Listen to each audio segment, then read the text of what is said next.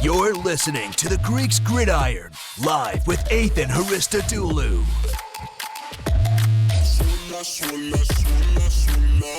All right, everybody, welcome back to another edition of the Greeks Gridiron. Today we are doing a top 5 special where we are going to be discussing who I believe are the top 5 running backs going into the preseason of the year. I'm going to probably do like top 5 rankings for positions multiple times as we roll through the season. I feel like this is kind of just like a quick look at, where are they standing before we actually kick things off and get the ball rolling. The preseason might not tell us too much, but I decided to do it before the preseason rather than right before the regular season because you don't know. Some of those starters may get some playing time. They might look really good. They might sway some opinions. I might do one 4 weeks after heading into the regular season. I might wait till 8 weeks into the season. I don't really know. But today we are doing top 5 running backs. Excited to do this. Make sure if you enjoy the content, leave a like, comment, share, sub to the channel if you really enjoy what we're doing here. Feel free to fire your opinions down in the comment section below. I tell everyone who watches these videos to please feel free to discuss and let me know what I got right and wrong on these lists. I love having conversations with you guys, and that's what I want this channel to be about.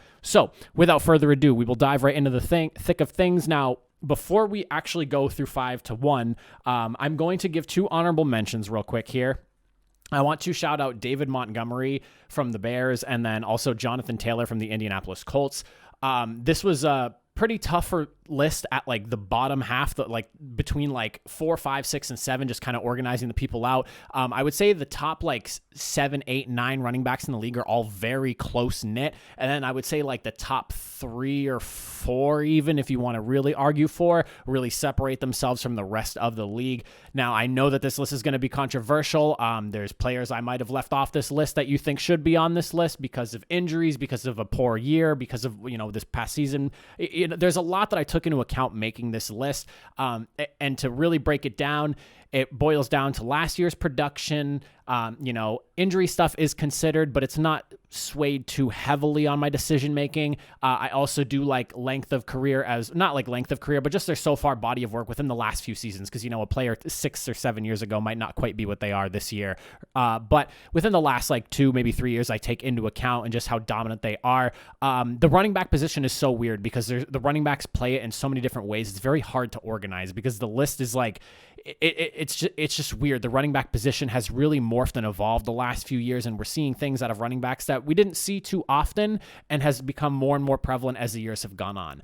But starting at number 5, I'm going to list none other than Aaron Jones of the Green Bay Packers.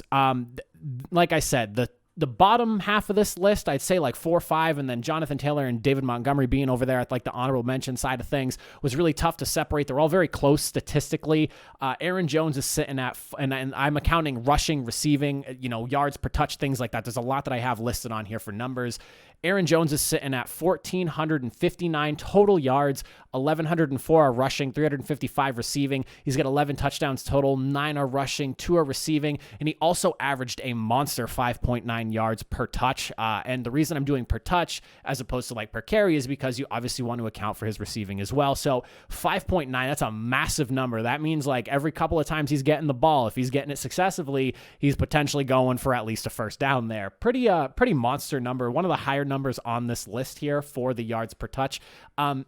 Now, the reason I have him sitting at number 5 is not because I want to discredit anything that Aaron Jones does. It's just he also plays on the same team as Aaron Rodgers, the literal best quarterback last year, MVP, all that good stuff. So I do kind of knock him a little bit from that, and that's something I took into consideration on this list as well, as who is the player personnel around them that's maybe opening things up a little bit more for them.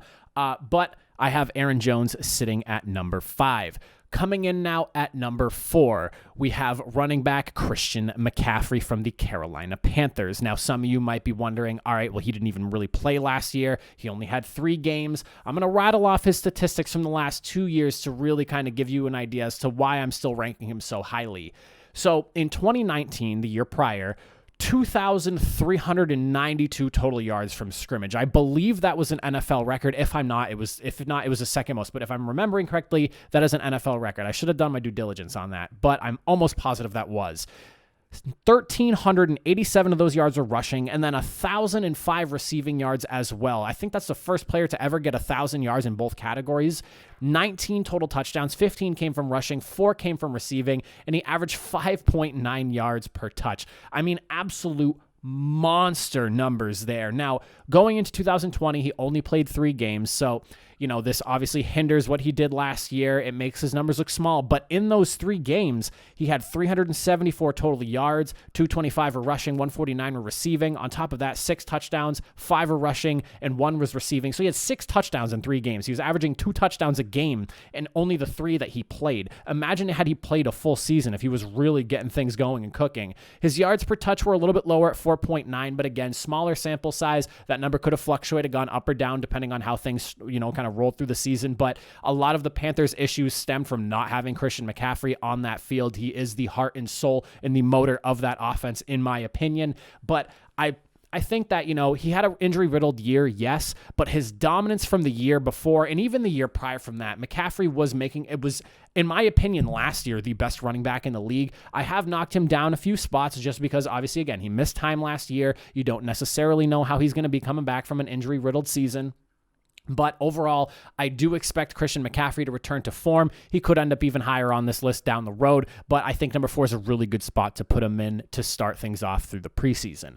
Now, coming in at number 3, I was really torn putting him here, but honestly, just the body of work for the person that goes above him on this list, you just can't really take away from him. But man, Dalvin Cook is top 3 running back, period, end of story. Honestly, these 3 guys that are coming up on this list next year for the top 3, I think it's like them 3 and then everybody else in the league. You can order them however you want. But Dalvin Cook sitting at number 3, I'm really comfortable with. He had 1,918 total yards this past season. 1,557 were from rushing, 361 from receiving. The dude had 17 total touchdowns, 16 off the rush, 1 receiving, and he averaged 5.4 yards per touch. I mean, Dalvin Cook, if you watch the way he plays, looking at his highlights, the dude is an absolute monster on the field. You can say what you want about the receiving core he does have supporting him, and Adam Thielen and Justin Jefferson, and before that, Stephon Diggs was there, but Dalvin Cook, you watch the way he plays, and he plays differently than the rest of the running backs in the league. He has the spark that a lot of really good running backs may not show, and he just sits in that elite core. I mean,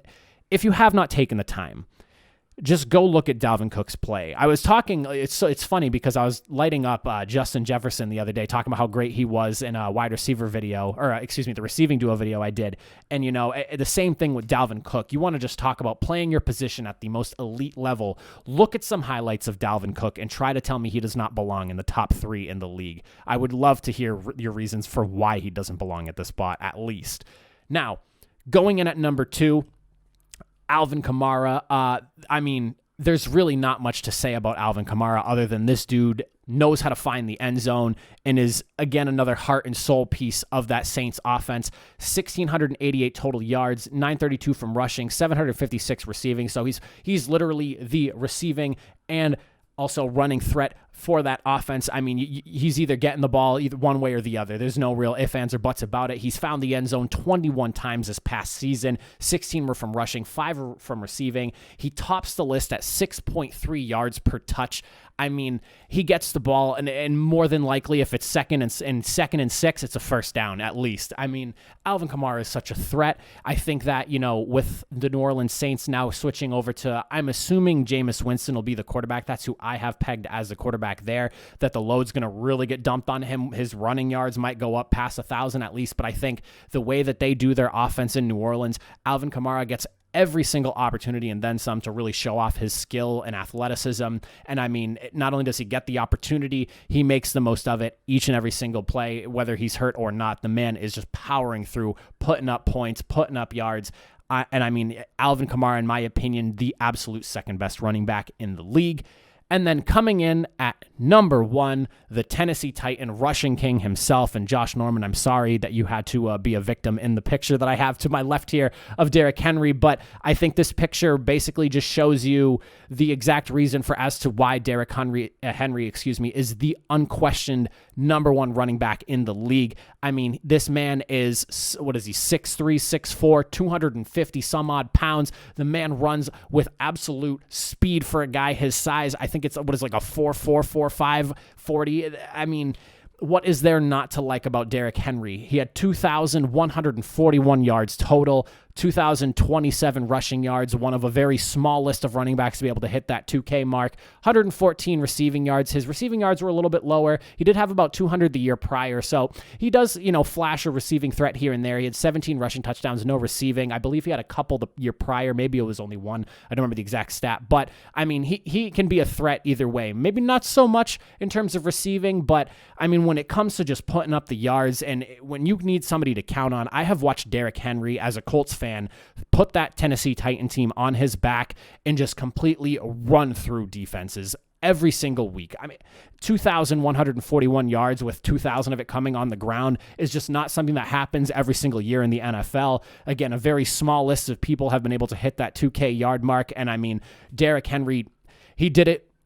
If you look to my left here, literally running through people to get it done. So I in my opinion, Derrick Henry is the unquestioned number one running back in the league. And the way he's moving, man, I think what is he now? 2 years in a row, the rushing yards leader. Would I be surprised if he goes for a three-peat? No, because of the way he moves, the way he runs, that offensive line they have in Tennessee, they're just going to be clearing the way as long as Ryan Tannehill still keeps playing really good football like he has been.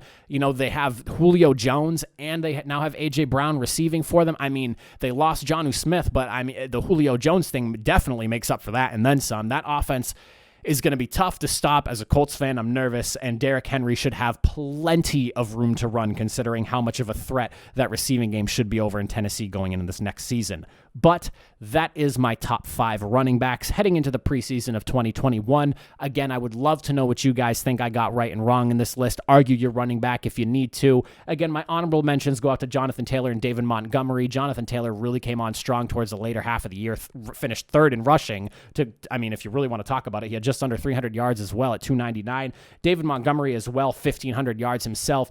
Both of them double-digit touchdowns. I mean, the bottom of that top 5 list was really close, and like Aaron Jones and Christian McCaffrey, I think, just edge him out more so because they've produced at such a high level for so many more years. But again, let me know what you guys think in the comment section down below. I'd love to hear what you all think. Like, comment, share, subscribe, and all that good stuff, and I'll catch you guys in the next video. Have a good rest of your evening.